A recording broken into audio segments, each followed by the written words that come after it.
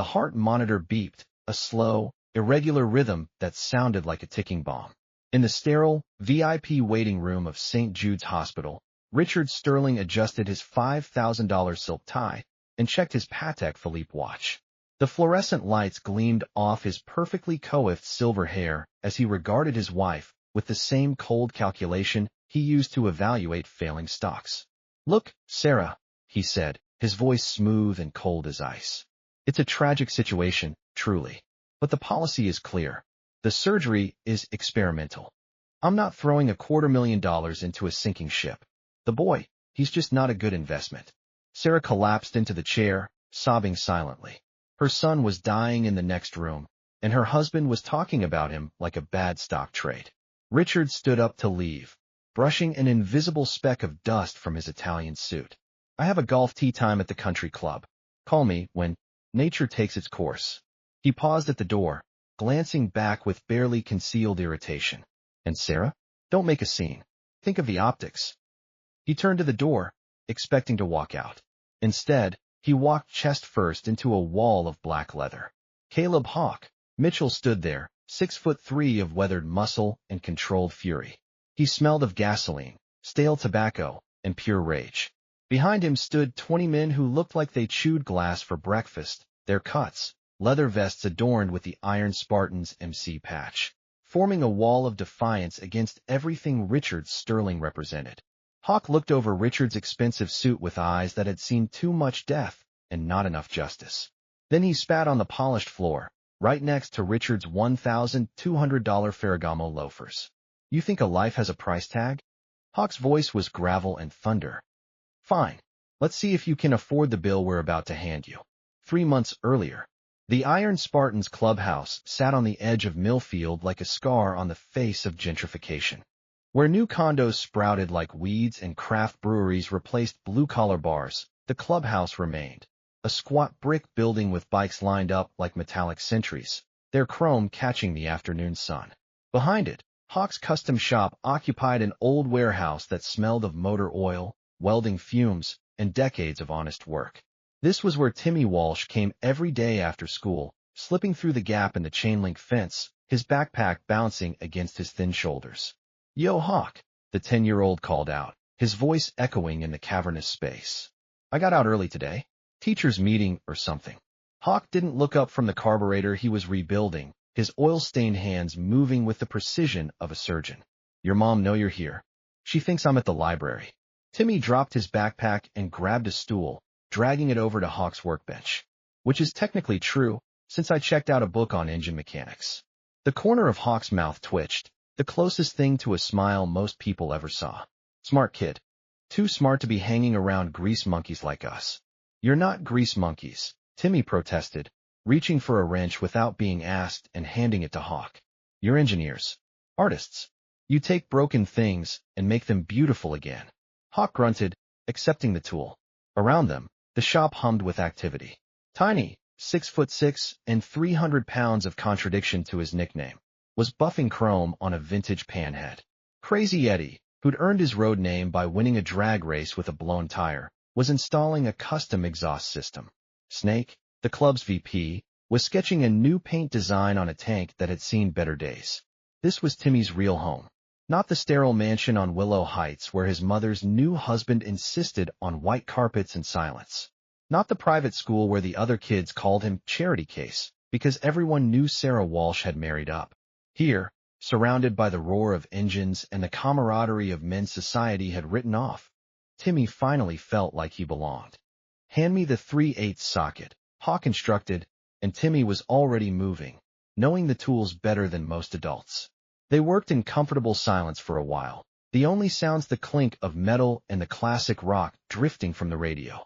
Hawk had been teaching Timmy for nearly a year now, ever since Sarah had brought her son to the shop looking for Hawk, her old friend from the neighborhood, before she traded her waitress apron for designer dresses.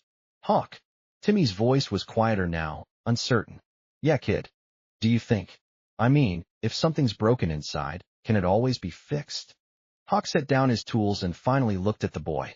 Timmy's face was pale, dark circles under his eyes that seemed to have appeared overnight.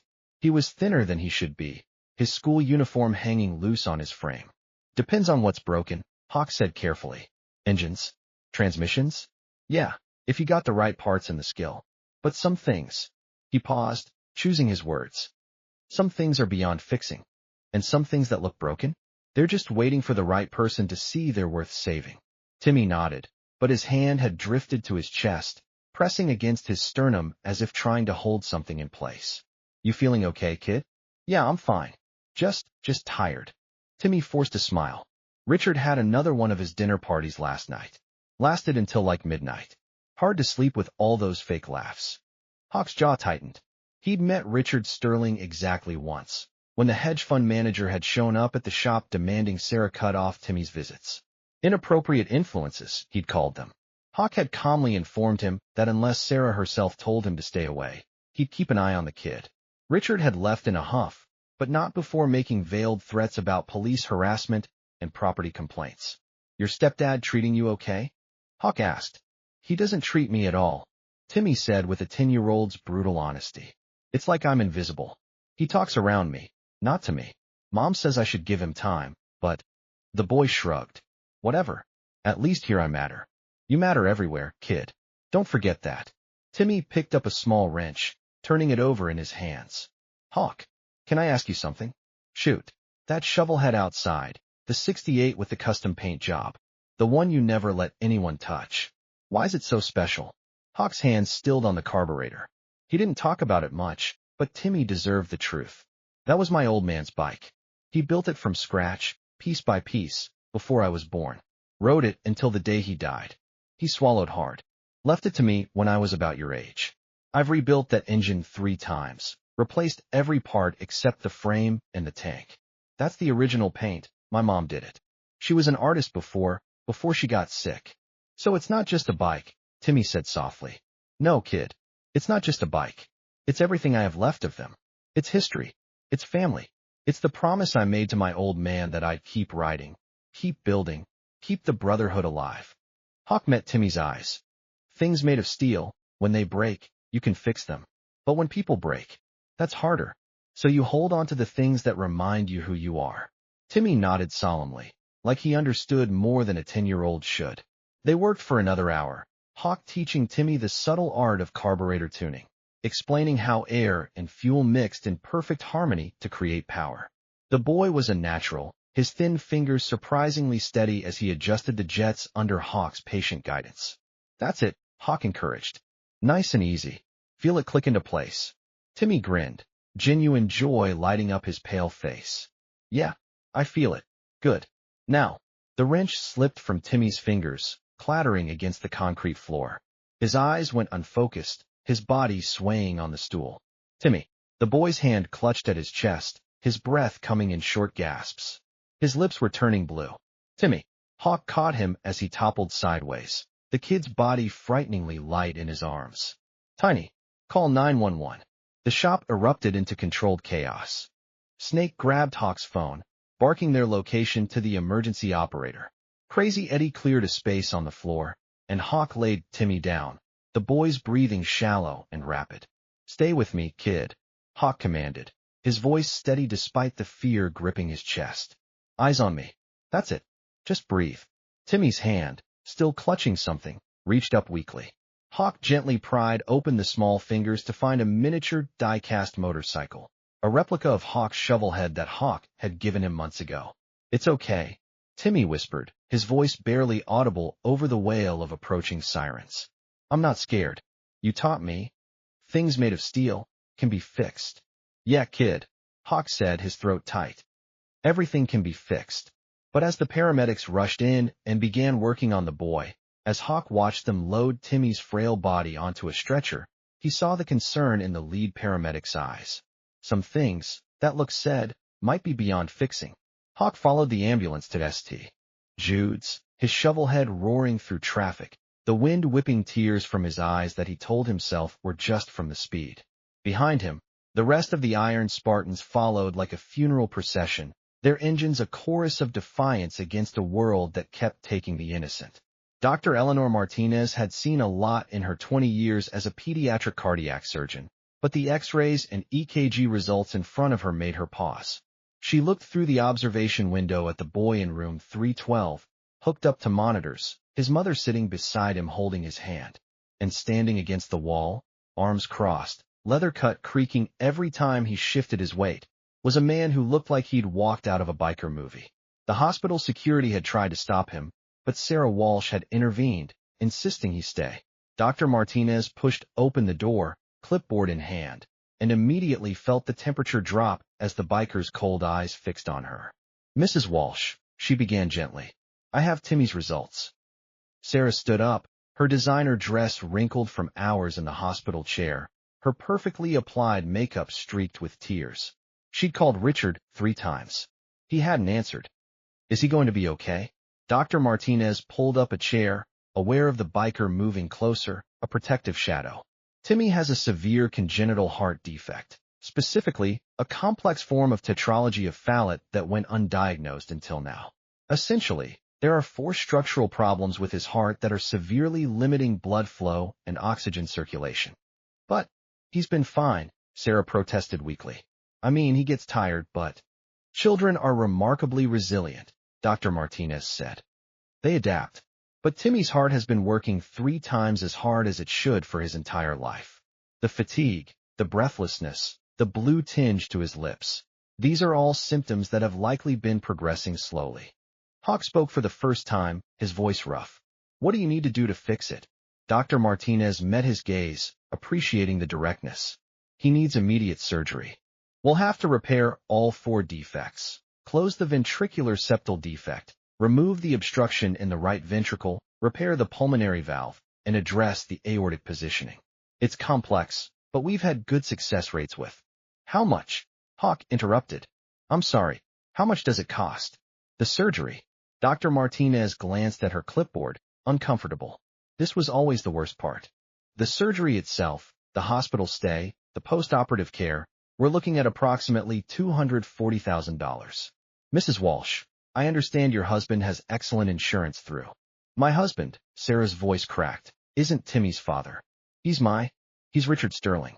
We've only been married for 18 months. Understanding dawned on Dr. Martinez's face. "I see. Well, the insurance should still cover the majority of the costs, though there will be out-of-pocket expenses for..." "No." Sarah's voice was barely a whisper. "Richard's policy, when we got married, he had his lawyers draft very specific terms. Timmy isn't covered for anything deemed non-emergency elective procedures. And Richard's definition of emergency is..." She couldn't finish. "This is an emergency," Dr. Martinez said firmly. "Without this surgery, Timmy has weeks, possibly days. Surely Mr. Sterling would." Sarah laughed, a broken sound. "You don't know Richard. He sees everything as a transaction. And Timmy..." She looked at her son, sleeping peacefully thanks to the sedatives, unaware of the conversation that would determine his fate. "Timmy isn't a good transaction." Hawk's hands clenched into fists. "So what are you saying? That we just let him die because some rich asshole won't sign a check?" "I'm saying," Dr. Martinez said carefully, "that we have options. There are payment plans, charitable organizations, fundraising campaigns. How much time do we have?" Hawk demanded. "To raise that kind of money? Or to perform the surgery?" "Both." Dr. Martinez looked at the monitors, at the numbers that told a story of a heart working too hard for too long. "The surgery needs to happen within 2 weeks. Maybe 3 if we keep him stable with medication. As for raising the funds, I'll connect you with our financial counselor, but realistically, for that amount..." She trailed off, the implication clear. Sarah pulled out her phone with shaking hands. "I'll call Richard again. I'll make him understand. I'll beg if I have to." "Mrs. Walsh," Dr. Martinez began. "I'll get on my knees in his office," Sarah continued, her voice rising with desperation. "I'll sign anything, give up anything. He has the money. God knows he has the money. He spent more than that remodeling his study last year. I just have to make him see." "Sarah." Hawk's voice cut through her spiral. He placed a heavy hand on her shoulder. "Call him. But when he says no, and he will say no, you come find me. You understand?" "Hawk, you can't." "You come find me," he repeated, his eyes holding a promise of something dark and determined. "The kid's family. And the Iron Spartans take care of family. After Dr. Martinez left with promises to do everything she could. Hawk stood at the window looking down at the parking lot where his brothers waited, their bikes a chrome island in a sea of sedans and SUVs. Sarah made the call. Richard answered on the sixth ring. Sarah, I'm in the middle of a meeting. Timmy needs surgery. Heart surgery. It's going to cost $240,000 and he'll die without it. Silence. Then, that's unfortunate.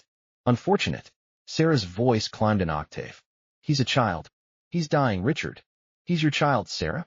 From your previous situation. We discussed this when we drew up the prenuptial agreement.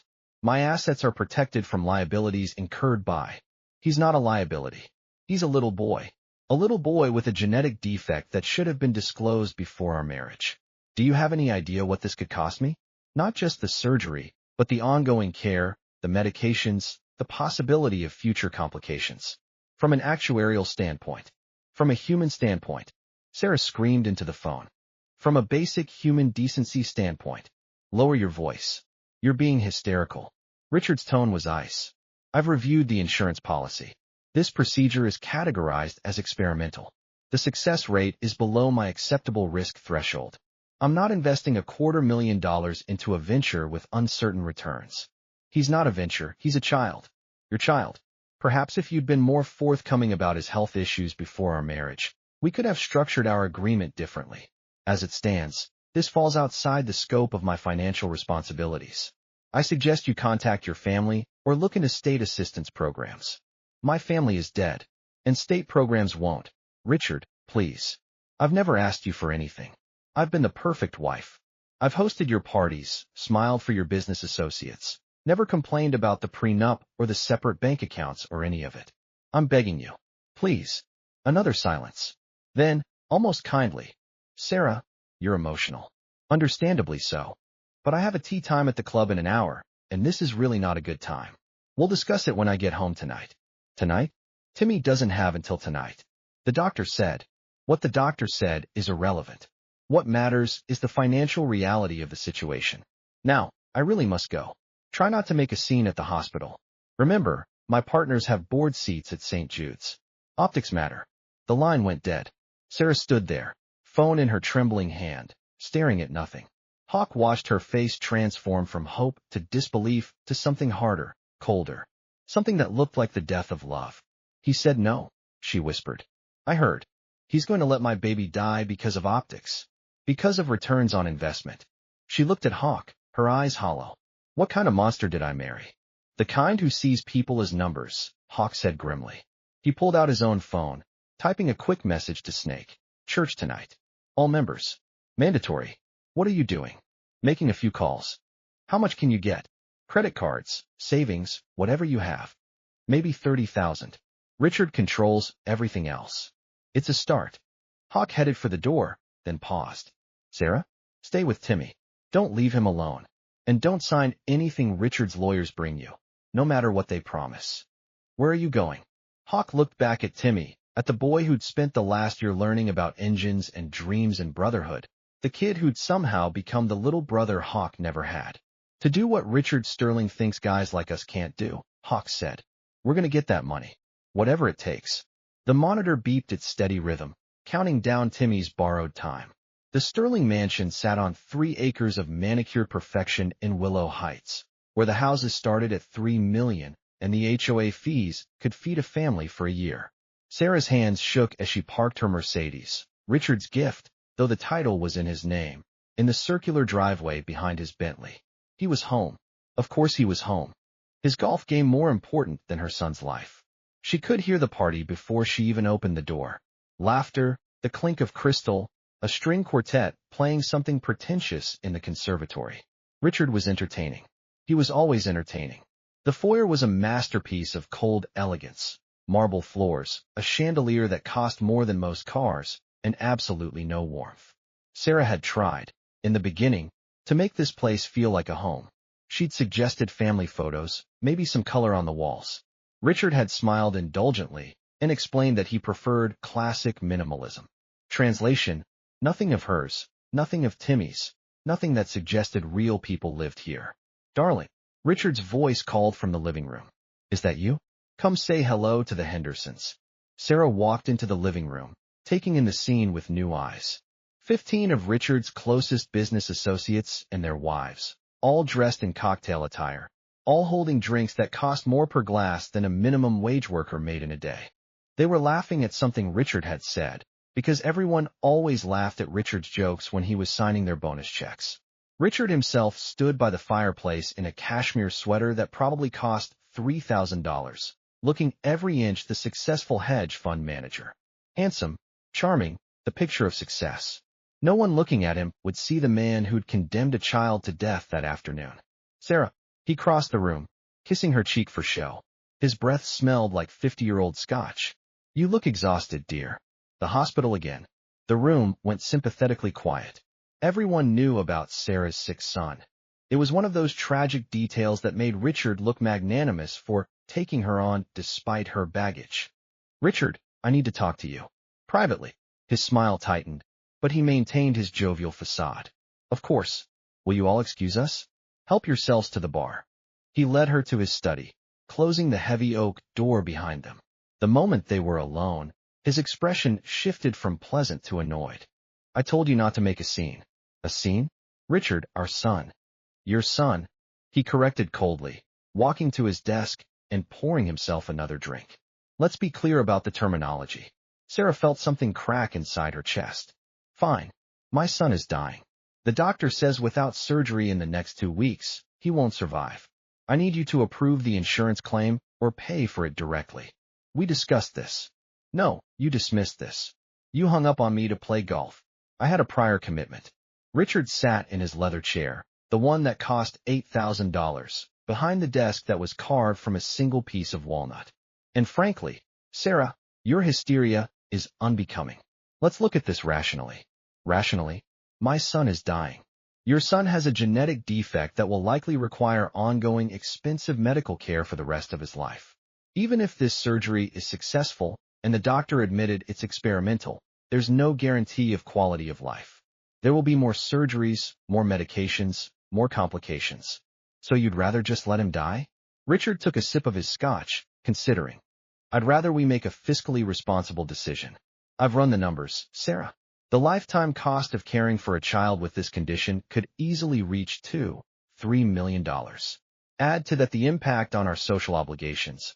I can't very well maintain our lifestyle while diverting resources to. He's a child, Sarah screamed. He's a human being, not a line item in your budget. Lower your voice, Richard said sharply. We have guests. I don't care about your guests. I care about Timmy. Yes, well, that's always been the problem, hasn't it? Richard stood, walking to the window that overlooked his perfectly landscaped grounds. When we met, you assured me that your son wouldn't be an issue, that you were looking for a fresh start, a better life. And I provided that. This house, your car, your clothes, your membership at the club. I've been extraordinarily generous. Generous. Sarah's laugh was broken. You've kept me in a gilded cage. I can't access the bank accounts without your approval. My credit cards have limits you set. I don't even have my own phone plan. It's all under your company account so you can monitor my calls. Standard asset protection, Richard said dismissively. Given your previous financial situation, it was prudent. My previous financial situation? I was a waitress putting myself through nursing school. I was working 2 jobs to support my son after his father died. That's not a crime. No, but it's not the life I wanted to marry into. I married you because you were beautiful, charming, and I thought, sufficiently motivated to leave that world behind. He turned to face her. But you keep pulling me back into it. First it was your biker friend, the one you insisted on letting corrupt Timmy with all that motorcycle nonsense. Now it's this. This? You mean my son's life. I mean a financial drain that will impact our future. Our real future, Sarah. I was thinking we might start a family of our own soon. A real family. But I can't do that if we're hemorrhaging money on a child who, statistically speaking, has a limited lifespan regardless of intervention. Sarah stared at him, finally seeing him clearly. The handsome face, the expensive clothes, the cultured voice. It was all window dressing on something fundamentally broken. Something that couldn't be fixed because it had never been whole. You're a monster, she whispered. I'm a realist, Richard corrected. And reality is this. I will not be paying for that surgery. My insurance will not cover it because I specifically structured my policy to exclude these types of situations. And if you attempt to fight this legally, you'll find that our prenuptial agreement is ironclad. You'd leave with nothing, not even enough to bury him when the inevitable happens. You planned this, Sarah realized, horror dawning. The insurance exclusions, the prenup, all of it. You knew from the beginning you'd never pay for Timmy's care. I planned for every contingency, Richard agreed. It's what makes me successful. Now, I suggest you go upstairs, compose yourself, and come back down to say goodbye to our guests. Tomorrow, we'll discuss your options. There are some very nice state-run facilities that specialize in palliative care for children. Very affordable. Palliative care? You mean hospice? You mean somewhere to send him to die? I mean somewhere appropriate for his condition. Richard's voice hardened. And Sarah? If you make a scene tonight, if you embarrass me in front of my associates, I will have my lawyers file for divorce tomorrow and ensure you don't see a penny. You'll lose this house, your car, your lifestyle, everything. And you'll still have a sick child you can't afford to save. Is that what you want? Sarah's hand drifted to her purse, where her phone sat. In her contacts, Hawk's number. The Iron Spartans. Men who'd looked at her son like he mattered, like he was worth something beyond his medical costs and genetic liabilities. No, she said quietly. That's not what I want. Richard smiled, thinking he'd won. Good. I'm glad we understand each other. Now, freshen up your makeup. You've been crying, and join me downstairs. The Hendersons were asking about you. Sarah turned to leave, then paused. Richard, when did you become this person? Or were you always like this? I've always been exactly who I am, Richard said. You just chose not to see it. You saw the money, the lifestyle, the security. You made a deal, Sarah. Don't blame me for honoring the terms. Sarah walked out of the study, past the laughing guests with their expensive drinks and their empty conversations. She climbed the stairs to what Richard called her room, separate bedrooms, he'd insisted, for better sleep quality. She closed the door, locked it, and pulled out her phone. Her call history showed 12 missed calls from Hawk. 3 voicemails. She listened to the last one. Sarah, it's Hawk. Listen, I know what Sterling said. I know what he is. But I need you to trust me. The club's holding church tonight. That's a meeting for civilians. We're figuring this out. Timmy's not dying on my watch. Call me when you can. And Sarah, get out of that house. Tonight if possible. That man's not going to suddenly grow a conscience, and I don't trust what he'll do if you push him. Sarah looked around her gilded cage, the designer furniture, the walk-in closet full of clothes Richard had chosen, the en-suite bathroom with marble and gold fixtures. She had everything money could buy, and none of it mattered. She grabbed her old duffel bag from the back of the closet, the one she'd brought from her old life, and started packing. Not the designer dresses, not the jewelry, just her real clothes, her photos of Timmy, the things that actually mattered. Downstairs, the party continued. Richard's voice carried up the stairs, telling some anecdote that made everyone laugh.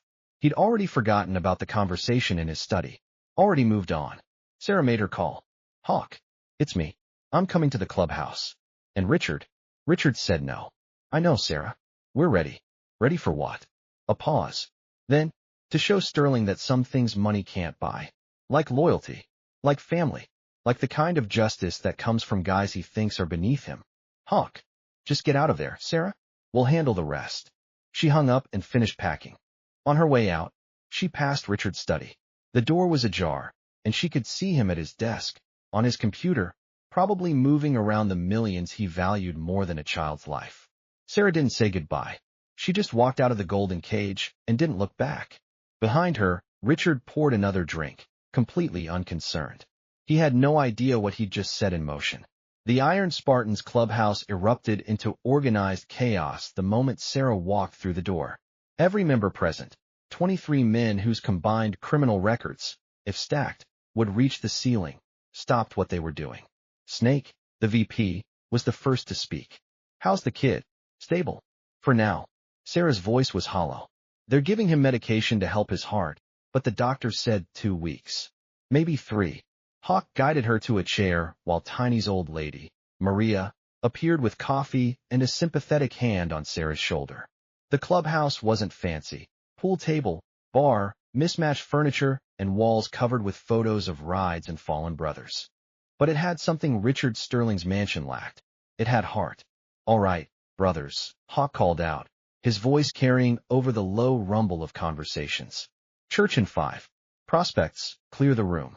The prospects, new members still earning their full patches, didn't question it. They filed out to guard the doors while the patched members gathered around the scarred oak table that had seen decades of brotherhood. Snake pulled out a notebook. What are we looking at? $240,000, Hawk said flatly. 2 weeks, maybe 3. Low whistles around the table. Razor, the club's enforcer, shook his head. That's a lot of scratch, brother. Even for us. I know. But I also know what this club stands for. We've run charity rides for veterans, for kids with cancer, for families burned out of their homes. Timmy's family. So we figure it out. What about the stepdad? Asked Joker, the club's youngest full patch. Shouldn't he? He said no.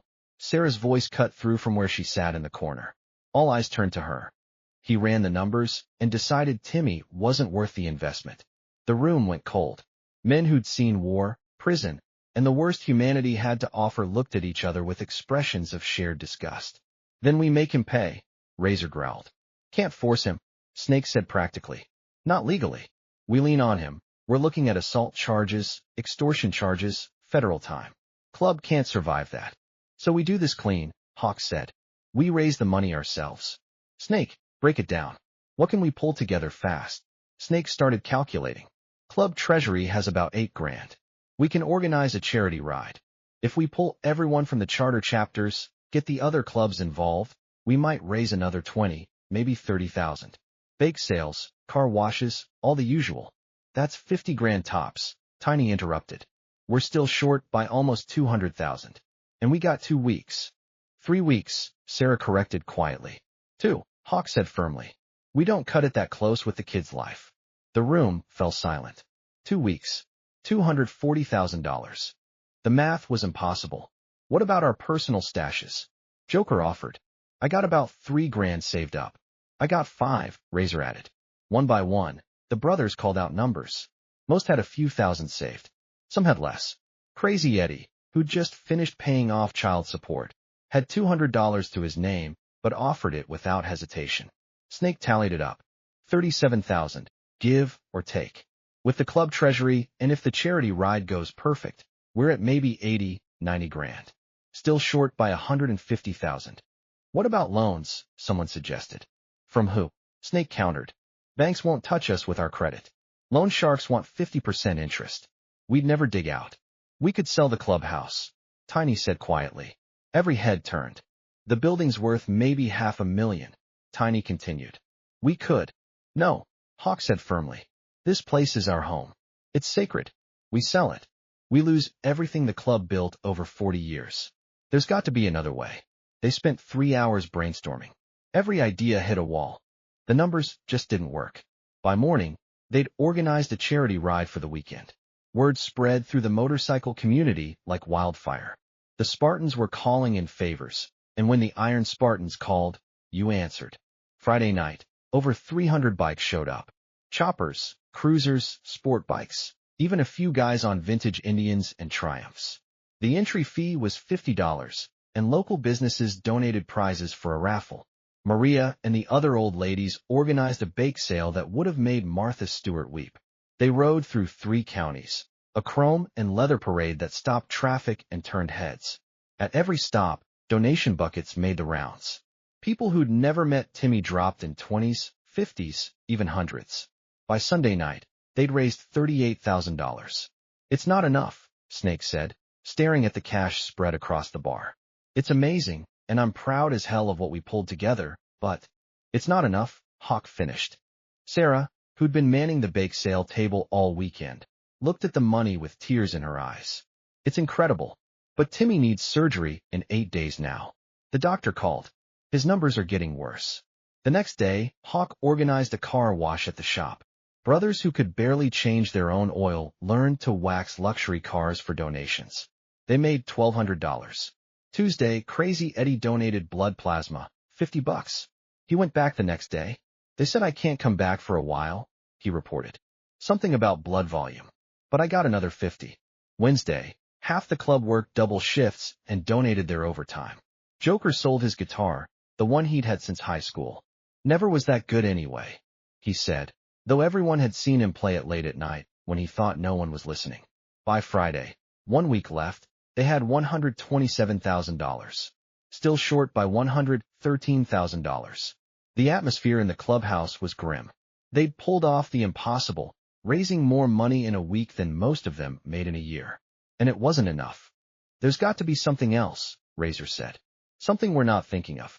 We could rob a bank, Joker suggested, half joking, and spend the next 20 years in federal prison, Snake shot back. Real helpful for the kid. Hawk sat at the bar, staring at a beer he hadn't touched in an hour. Around him, his brothers threw out increasingly desperate ideas. None of them worked. The math was simple and brutal. His phone buzzed. A text from Sarah. Timmy asked about you today. Wanted to know when he could come back to the shop. I didn't know what to tell him. Hawk's hands clenched around the phone. That kid, that smart, kind, engine-loving kid, was dying. And all the leather and loyalty and brotherhood in the world couldn't save him because they were short $113,000. Richard Sterling probably had that much in his sock drawer. Hawk stood up abruptly, grabbed his keys, and headed for the door. Where you going? Snake called after him. To have a conversation with Sterling. One last try. Hawk, we talked about this. You go at him, it'll blow back on the club. I'm not going to touch him, Hawk said. I'm just going to make him look in a mirror.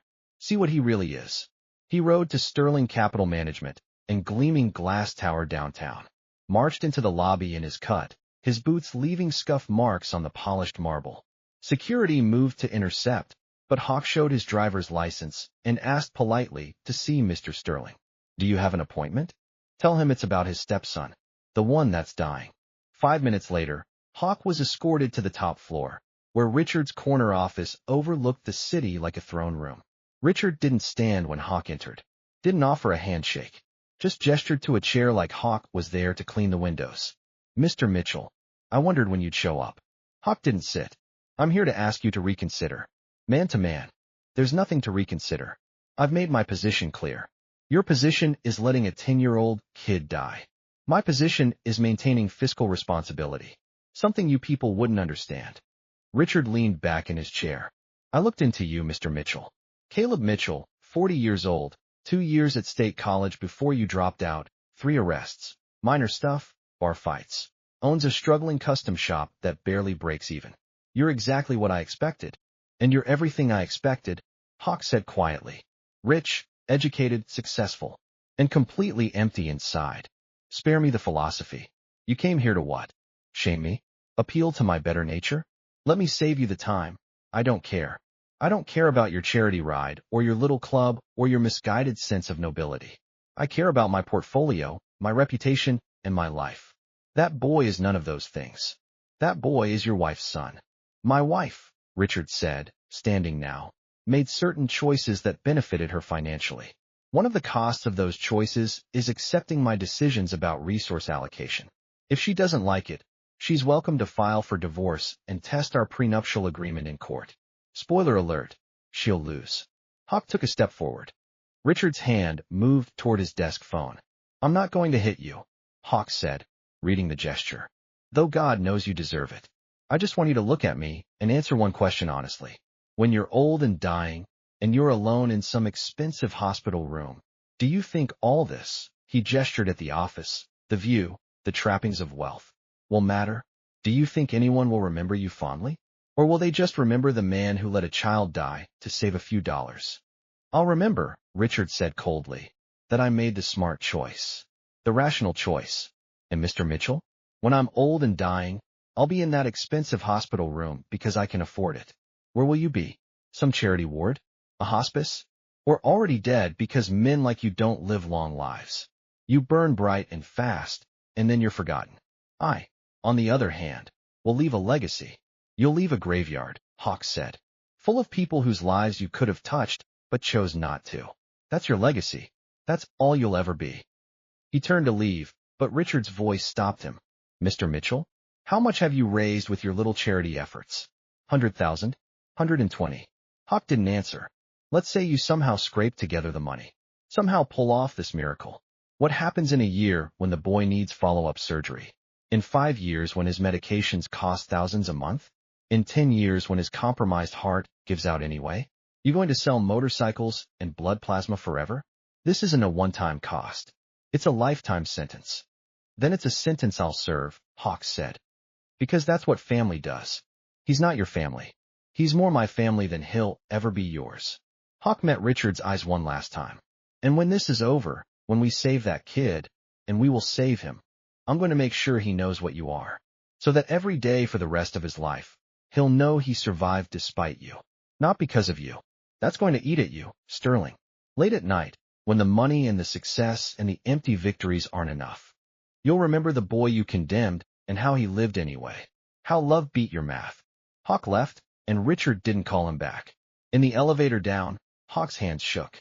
Not from fear or anger, but from the crushing weight of knowing Richard was right about one thing. They weren't going to make it. Not with charity rides and bake sales and blood money. They needed a miracle. Or they needed to sacrifice something sacred. Hawk pulled out his phone and sent a text to Snake. Call church. Tonight. Mandatory. All members. I have an idea, but you're all going to hate it. The response came immediately. We already hate this situation. Whatever it takes, brother. Whatever it takes. Hawk looked at his reflection in the elevator's mirrored walls. 40 years old, wearing a cut that represented everything he believed in. About to make the hardest decision of his life. His father's voice echoed in his memory. Son, there's things in life worth more than things. You'll know them when you see them. Hawk had found one of those things in a 10-year-old kid with oil-stained hands and a dying heart. Now he had to decide what he was willing to give up to save it. Night fell over the Iron Spartans clubhouse like a heavy curtain. Inside, 23 men sat around the church table, the sacred space where brotherhood made its hardest decisions. The prospects were gone. The doors were locked. This was between brothers. Hawk stood at the head of the table, and for the first time in his 10 years as president, he looked uncertain. You all know where we're at, he began.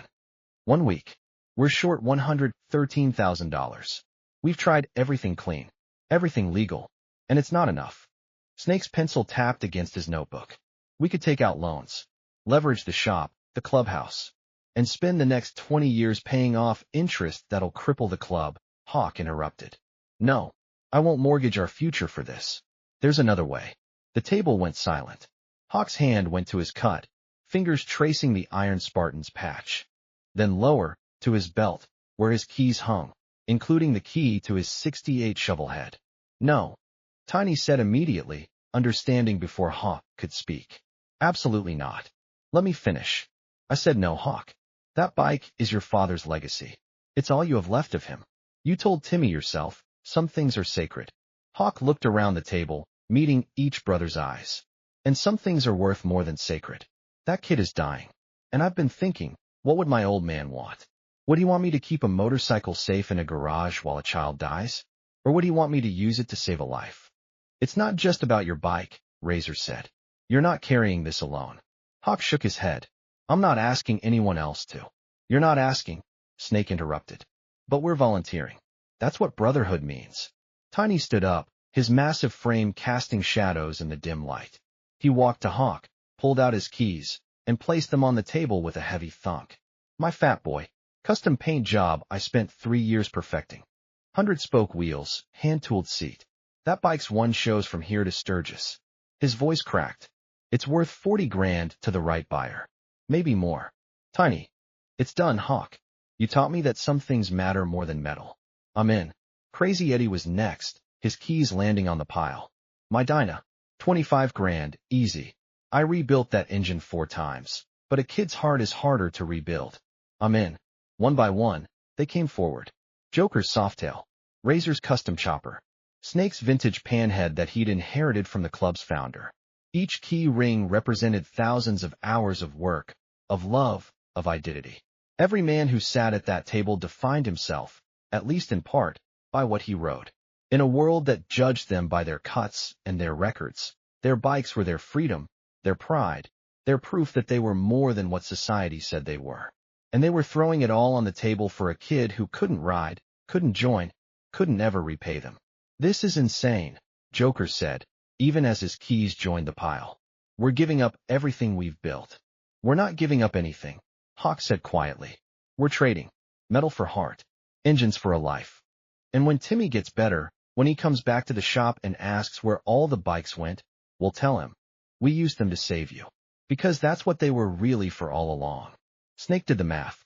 If we sell smart, don't let people lowball us. We're looking at maybe 200,000. Maybe more if we find collectors for the vintage pieces. That's more than enough, Hawk said. With what we already raised. We'll have the surgery covered plus some cushion for follow-up care. How fast can we move them? Razor asked. I've already made calls, Snake said. There's a collector in Dallas who'll buy 5 bikes sight unseen, cash deal. A dealership in Phoenix wants 3 more. The rest we can list online, auction houses, wherever. If we work fast. We work fast, Hawk confirmed. We've got 6 days. I want that money in the hospital's account in 5. The vote was unanimous. The next morning, Hawk stood in the clubhouse parking lot, surrounded by bikes that represented 40 years of Iron Spartan's history. The sun glinted off chrome, reflecting his own weathered face back at him in a dozen curved mirrors. His shovel head sat apart from the rest, its custom paint job, his mother's last work of art, catching the light. The tank depicted a phoenix rising from flames, symbolism he'd never fully appreciated until now. This feels wrong, Tiny said beside him. It is wrong, Hawk agreed. But it's the right kind of wrong. The kind you can live with. Sarah arrived with Timmy in her car. The boy was thinner than ever, his skin pale, but his eyes lit up when he saw all the bikes. Whoa, is it a ride? He called out, climbing out slowly. Can I come? Hawk knelt down, eye level with the kid. Not this time, little man. These bikes are going on a different kind of journey. Where? To save you. Timmy's brow furrowed. What do you mean? Hawk glanced at Sarah, who nodded. The kid deserved the truth. You know how you need surgery? And how it costs a lot of money. Well, these bikes, all of them, are worth that much money. So we're trading them. Metal for miracles. Timmy's eyes went wide, then filled with tears. No, you can't. Hawk, that's your dad's bike. And Tiny, you said your bike was your baby. You can't. We can, Tiny said gently. And we are. Because you matter more than motorcycles ever could. But, Timmy looked around at the brothers, at the machines they'd spent years building, loving, riding. But who will you be without your bikes? Hawk smiled, even though his chest felt tight. We'll be the guys who saved you. That's a better thing to be than the guys with cool rides. The first buyer arrived at noon, a collector from Dallas with a flatbed truck and a cashier's check. He walked through the line of bikes like a kid in a candy store, but there was respect in the way he touched the chrome. I've heard about your club, he said to Hawk. About what you're doing. I'm going to take care of these machines. They deserve that. They deserve to save a life, Hawk said. That's all we ask. One by one, the bikes were loaded onto trailers and trucks. Snake's panhead went to a museum in Phoenix. Razor's chopper went to a movie studio in LA that promised it would be featured, not destroyed. Tiny's fat boy went to a veteran in Colorado who'd lost his legs in Afghanistan and wanted something beautiful to work on during recovery. Each sale was its own small tragedy. The brothers stood together, watching their identities roll away, but nobody complained. Nobody backed out. By the 5th day, only Hawk's shovelhead remained. The buyer was an old-timer, a former club member who'd retired to a ranch in Montana. He arrived on a weathered Honda, wearing a faded Spartan's cut from the 80s. Hawk, he said, shaking hands. I heard what you're doing. Wanted to help.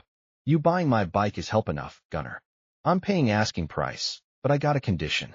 Gunner pulled out the cashier's check, $48,000, more than the bike was worth. When the kid gets better, when he's old enough to ride, you call me. I'm giving this bike back to him. He'll ride his grandfather's shovelhead, the one his uncles sold to save his life. That's the kind of legacy bikes are meant to have. Hawk couldn't speak. He just nodded, his throat too tight for words.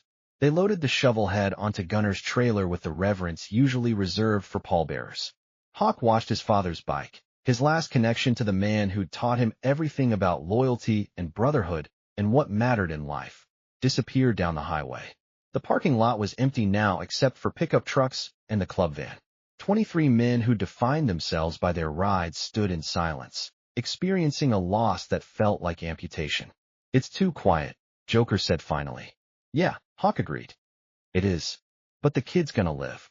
Yeah, he is. Snake pulled out his phone, checked the final tally. We got $312,000. Surgeries covered, plus follow-up care for years. We did it, brothers. They'd done it. Sacrificed sacred things for something more sacred. Traded freedom and identity for a child's future. Hawk looked around at his brothers. Men who'd given up the things they loved most because that's what love demanded. We ride together, he said, the club's motto feeling heavier and more meaningful than ever. Die together, they responded in unison. And sometimes, Hawk added quietly, we walk together. And that's enough. Tomorrow, they'd take the money to the hospital. Tomorrow, they'd save Timmy's life. Tonight, they mourned the rumble of engines that would never again echo through their parking lot. But in the silence, something else grew, the bone-deep knowledge that they'd done something that truly mattered. Something their fathers and their fathers' fathers would have been proud of. They'd proven that brotherhood wasn't about the bikes. It was about what you were willing to give up for family. Everything. The morning of the surgery, Hawk loaded the duffel bags into the club van. 3 heavy bags filled with cashier's checks, bundled hundreds, and the weight of 23 men's sacrifices. Snake rode shotgun. The rest of the brothers followed in pickup trucks, a chromeless convoy that looked nothing like the iron Spartans used to look. They looked better. St. Jude's hospital administrator, Mrs. Patricia Chun, had been expecting them. What she hadn't expected was the spectacle. Hawk walked through the main entrance at 8 a.m. sharp, flanked by his brothers in full cots, carrying bags that looked like they belonged in a heist movie. Security moved to intercept, but Mrs. Chun appeared, waving them off. Mr. Mitchell? Ma'am, we're here to pay for Timmy Walsh's surgery. She led them to a private office, away from the public waiting room, but not before every person in that lobby turned to stare at the leather-clad parade marching through their sterile medical facility. In the office, Hawk unzipped the first bag. The money spilled across her desk, bundled bills, cashier's checks, money orders. All of it accounted for, all of it legal, all of it earned through sweat and sacrifice and the kind of love that doesn't make sense on a balance sheet. This is unprecedented, Mrs. Chun said, quickly counting and recording. We've had fundraisers before, but this is what happens when people who have nothing give everything, Snake said simply. She worked efficiently, her fingers flying across the calculator. Surgery costs, ICU recovery, medications, follow-up appointments. Mr. Mitchell, you've exceeded the required amount by over $70,000. Put it in a fund for the kid, Hawk said, for whatever he needs down the road. His stepfather isn't going to help, so this needs to cover future care. Mrs. Chin looked up at these rough men who'd somehow materialized enough money to save a child they weren't related to by blood. I'll need documentation on where these funds came from. For tax purposes, and it's all documented, Snake said, sliding over a folder. Receipts from the charity ride, bills of sale for personal property, donation records. Everything's clean. She reviewed the paperwork, occasionally glancing at the men who stood in her office like an invasion force armed with cash instead of weapons. This is extraordinary. I've worked in hospital administration for 20 years, and I've never seen anything like this. You've never seen what happens when you tell brothers that one of their own is dying, Hawk said. This is what we do. It's who we are. A knock on the door interrupted them. Richard Sterling stood in the doorway, dressed in a designer suit, his presence sucking the warmth out of the room. I heard there was some kind of commotion, he said, his eyes scanning the money. What exactly is happening here? We're paying for Timmy's surgery, Hawk said flatly. Richard's expression flickered, surprise, then disbelief, then something harder to read. You? He laughed, but it sounded hollow. You people scraped together that kind of money? Sold our bikes, Tiny said. All of them. The laughter died. Richard stared at the pile of cash and checks like he was witnessing something impossible. That's absurd. Those motorcycles were our choice to make, Hawk interrupted. And we made it. Unlike you. Richard's jaw tightened. This is some kind of publicity stunt. You're trying to make me look bad. You did that yourself, Snake said. We're just making sure the kid lives. Mrs. Chun, sensing the tension, stood up. Mr. Sterling, I'm going to have to ask you to leave. We're conducting financial business here. Financial business regarding my stepson. Your stepson that you refused to help, Hawk said, his voice dangerously quiet. The one you called a bad investment. The one you were willing to let die to protect your stock portfolio. You have no right. I have every right. That kid trusts me, loves me, calls me when he's scared, comes to my shop when he needs to feel safe. I've earned that right. You? You married his mother and treated him like a line item expense you could write off. Richard's face flushed. How dare you? How dare I? Hawk stepped forward. Every brother in the room moved with him, a wall of leather and loyalty. How dare you? You had the money, the insurance, the means to save him with a phone call. And you said no. Because it wasn't convenient. Because it didn't fit your financial plan. So yeah, we sold our bikes. Sold the things we loved most in this world. Because that's what family does. He's not your family. He's more my family than he'll ever be yours. The words hung in the air like a verdict. Richard looked around the room, at the money on the desk, at the brothers who'd given up everything, at the paperwork documenting a love he couldn't comprehend. This won't change anything, he said, his voice tight. Sarah and I have a prenuptial agreement. She can't just. Sarah's divorcing you, Hawk said. Papers were filed this morning. And before you threaten her with that prenup, you should know we've got a lawyer, a real good one who works pro bono for people the system screws over. Turns out, there's this thing called unconscionability. When one party has all the power and uses it to create a grossly unfair contract. Courts don't like that. You're bluffing. Try me. Richard's hand went to his phone, probably to call his lawyers. Then he paused, seeing something in Hawk's eyes that made him reconsider. This wasn't a man who bluffed. This was a man who'd sold his father's legacy to save a child. This was a man who had nothing left to lose. The surgery scheduled for this afternoon, Mrs. Chun interjected, trying to de-escalate. Mr. Sterling, if you'd like to be present. I have meetings, Richard said stiffly. Important meetings that were scheduled weeks ago. Of course you do, Hawk said. Wouldn't want to inconvenience your calendar with something as trivial as your stepson's survival. Richard turned to leave, then paused at the door. You think this makes you heroes? You're still just a bunch of criminals in leather. This changes nothing about who you are. You're right, Hawk said. It doesn't change who we are. We've always been the kind of men who'd give up everything for family. But it sure as hell shows who you are. And Sterling? Every person in this hospital is going to know what you did. What you didn't do. The nurses, the doctors, the administrators, they'll all know that a dying child's stepfather refused to save him while a motorcycle club sold their bikes to cover it. That's the story that's going to follow you. Is that a threat? It's a fact. Truth doesn't need threats. It just needs witnesses. Hawk gestured to Mrs. Chun, to the security guards visible through the office window, to the entire hospital that had watched their procession. And brother, you got plenty of witnesses now. Richard left without another word, his expensive shoes clicking against the linoleum like a countdown. Mrs. Chun let out a breath she'd been holding. Well, that was intense. That was justice, Snake said. Won't bring him back, but it's something. She finished processing the payment, providing receipts and documentation that the surgery was fully funded. Dr. Martinez will be in touch about scheduling. The surgical team is ready. Timmy's going to have the best care we can provide. That's all we ask, Hawk said. As they left the office, they passed the waiting room where Sarah sat with Timmy. The boy was in a wheelchair now, too weak to walk far, but his face lit up when he saw them. Hawk, did it work? Can I have the surgery? Hawk knelt down, eye level with the kid. Yeah, little man. It worked. You're getting your surgery today. Timmy threw his thin arms around Hawk's neck. Thank you. Thank you, thank you, thank you. Thank your uncles, Hawk said, gesturing to the brothers. They gave up their rides for you. Timmy looked at each man, tears streaming down his pale cheeks. I'll never forget this. Never. When I get better, I'm going to work in your shop and help you build new bikes and...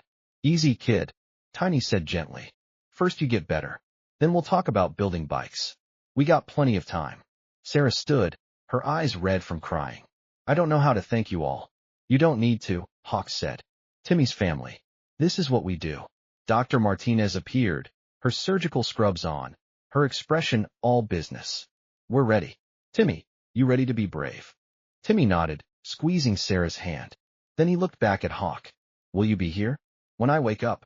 Wild horses couldn't drag me away, kid. You don't have wild horses. You sold your motorcycle. Hawk laughed, genuine and surprised. Yeah, I did. For you. They wheeled Timmy toward the surgical prep area. Sarah followed, but not before turning back to the brothers. He's right, you know. You are heroes. We're just guys who sold bikes, Snake said. No, Sarah said firmly. You're proof that family isn't about blood or money or contracts. It's about showing up. And you showed up when it mattered most. She disappeared down the hallway, leaving 23 men in a hospital waiting room that suddenly felt sacred. The surgery took 7 hours. 7 hours of pacing, of bad coffee, of brothers telling stories about their bikes to keep the anxiety at bay. Tiny told about the time his fat boy's engine caught fire mid-ride. Crazy Eddie recounted winning that drag race on a blown tire. Snake described finding his panhead in a barn, more rust than metal, and bringing it back to life. Every story was a small funeral for something loved and lost, but none of them regretted it. At hour 6, Richard reappeared. He stood at the edge of the waiting room, not sitting, not approaching, just present. The brothers ignored him. At hour 7, Dr. Martinez emerged, pulling down her surgical mask. Everyone stood. The surgery was successful, she said, and the waiting room released a collective breath. All 4 defects were repaired. His heart is beating strong and steady. The next 72 hours are critical, but if he continues on this trajectory, Timmy's going to have a long, healthy life. Sarah collapsed into a chair, sobbing with relief. The brothers surrounded her, hands on shoulders, silent support. Dr. Martinez continued, he'll need medication and checkups, but that fund you established should cover it for years. And when he's older, when that heart's had time to heal and strengthen, he might even be able to ride a motorcycle. If he wants. Hawk smiled. He'll want. Kid's got gasoline in his blood. Richard stood frozen, watching this celebration of a life he'd been willing to let end. Nobody invited him to join. Nobody acknowledged him at all. He'd become a ghost in his own stepson's story. As the sun set outside the hospital windows, casting long shadows across the waiting room, Hawk stood alone by the glass, looking out at the parking lot where pickup trucks sat instead of bikes. Snake joined him. You okay, brother? Yeah, Hawk said. Yeah, I am. It's weird, not having the shovelhead to go home to. But Timmy's alive. That's worth every mile I'll never ride. We did good. We did what needed doing. That's all. Below, in the parking lot, Richard walked to his Bentley alone. No family waiting. No brotherhood supporting him. Just money and success and an emptiness that no balance sheet could fill. Inside, surrounded by men who'd given up everything, Hawk felt richer than Richard Sterling ever would. 3 days later, Timmy opened his eyes in the ICU to find Hawk asleep in a chair beside his bed, Tiny snoring on a cot in the corner, and Snake reading a motorcycle magazine while keeping watch. Hey kid, Snake said softly when he noticed Timmy was awake. Welcome back. Did it work? Timmy's voice was raspy from the breathing tube they'd removed that morning. Like a charm. You got a brand new heart in there. Well, not new, same heart. Just fixed. Hawk stirred, immediately alert. Timmy. Hey, Hawk. Hawk moved to the bedside, his hand gentle on Timmy's shoulder. How you feeling? Like I got hit by a truck. Dr. Martinez said that's normal. Timmy looked around the room. Where's Richard? Awkward silence. He's around, Hawk said carefully. No, he's not, Timmy said with the brutal honesty of a 10-year-old. He didn't come, did he? Not for the surgery. Not after. Timmy. It's okay. I knew he wouldn't. He only came to visit once, and that was because the hospital administrator called him. The kid's eyes, clearer now than they'd been in months, found Hawk's. But you came. All of you. Every day. Every day, Hawk confirmed. And we'll keep coming until they kick us out.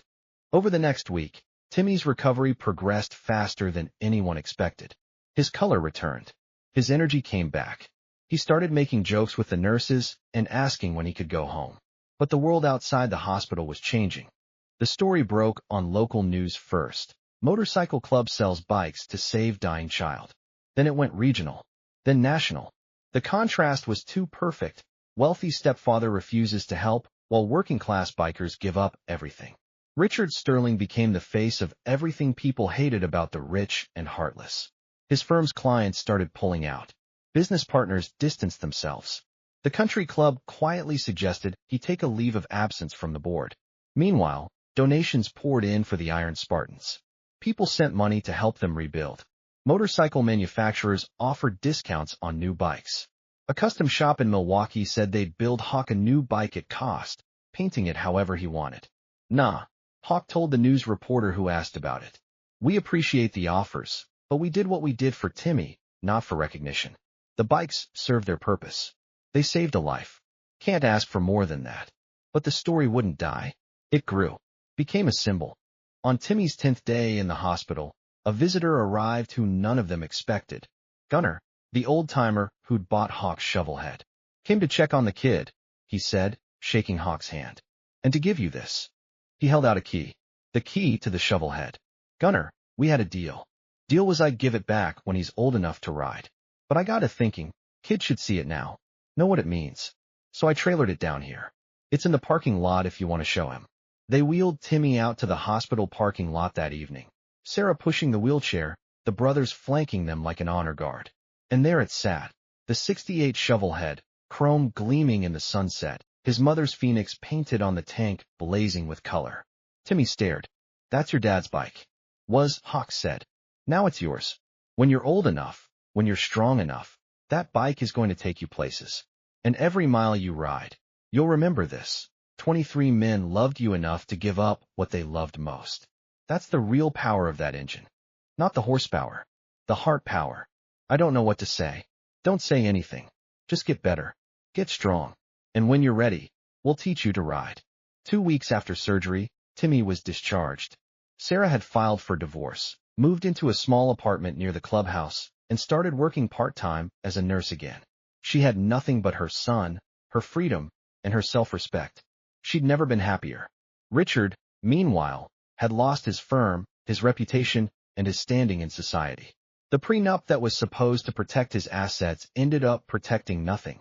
Sarah's lawyer had indeed found it unconscionable, given the circumstances, and a judge agreed. The last they heard, Richard had moved to the Cayman Islands, still rich but utterly alone. 6 months later, the Iron Spartans clubhouse had bikes in the parking lot again. Not the same bikes. Those were scattered across the country, cherished by collectors and museums, and people who'd heard the story and wanted to preserve that history. These were newer bikes, some donated, some bought with money from the fund people had contributed to help the club rebuild. They didn't have the same history, the same soul, but they would, given time. Timmy came to the shop every day after school, just like before. But now he arrived running, not walking. His color was good. His energy boundless. Dr. Martinez called him her miracle patient. One Saturday, Hawk took him to the shop's back lot where the shovelhead waited. You're not quite ready to ride alone, Hawk said. But I think you're ready to feel what it's like. He climbed on, started the engine, that beautiful, thunderous sound, and helped Timmy on behind him. Hold on tight, kid. They rode through town, slowly, carefully, Hawk hyper-aware of his precious cargo. They rode past Richard's old mansion, empty now, for sale. Past the hospital where Timmy had been saved. Past Sarah's new apartment where she'd built a real home with her son. And finally, back to the clubhouse where the brothers waited. When Timmy climbed off, his eyes were shining. That was... Yeah, Hawk said. It was... I can't wait until I'm old enough to ride my own bike. Few more years, kid. But we got time. Got all the time in the world now. That night, at the club's weekly gathering, Timmy stood before the brothers and said, I know I can't be a full member until I'm 18, but I wanted to ask, can I be, like, an honorary prospect? I can help around the shop, learn about bikes, help with charity rides. The brothers looked at each other. Snake grinned. Tiny wiped his eyes. Crazy Eddie laughed. Kid, Hawk said, you've been family since before the surgery. You don't need a title or a cut or a bike to be one of us. You're an Iron Spartan already. Youngest one we ever had. Timmy beamed, the light in his face brighter than any chrome ever polished. Later, after Timmy and Sarah had gone home, the brothers sat around the clubhouse, drinking beer and talking about nothing important. You think it was worth it? Joker asked. Everything we gave up. Hawk didn't hesitate. Look at that kid. Running, laughing, living. Yeah, it was worth it. We gave up our identities, Razor said. No, Snake corrected. We found our identities. Turns out we're not defined by what we ride. We're defined by what we're willing to sacrifice. Deep, brother, Tiny laughed. Deep, but true. Hawk stood, raising his beer. To the bikes we sold. May they have good homes and better stories. To the bikes, everyone echoed. And to Timmy, Hawk continued. To the kid who taught us what really matters. To Timmy. They drank, and in that moment, surrounded by brothers who'd proven their loyalty in the hardest way possible, Hawk felt complete. His father's bike would carry a new generation. The club would rebuild. Timmy would live. And Richard Sterling, wherever he was, would never understand what he'd missed. He'd never know the weight of a child's gratitude, the depth of a mother's love, the strength of brotherhood that transcended leather and chrome. He'd chosen money over humanity. The Iron Spartans had chosen humanity over everything. And that made all the difference. Outside, the wind carried the distant sound of a motorcycle engine. Somewhere, someone was riding one of their old bikes, carrying their story forward. Hawk smiled. The Brotherhood had never really been about the machines. It had always been about the hearts that rode them. And Timmy's heart, fixed, strong, beating with new life, was proof that some things were worth more than anything money could buy. Some things were worth everything.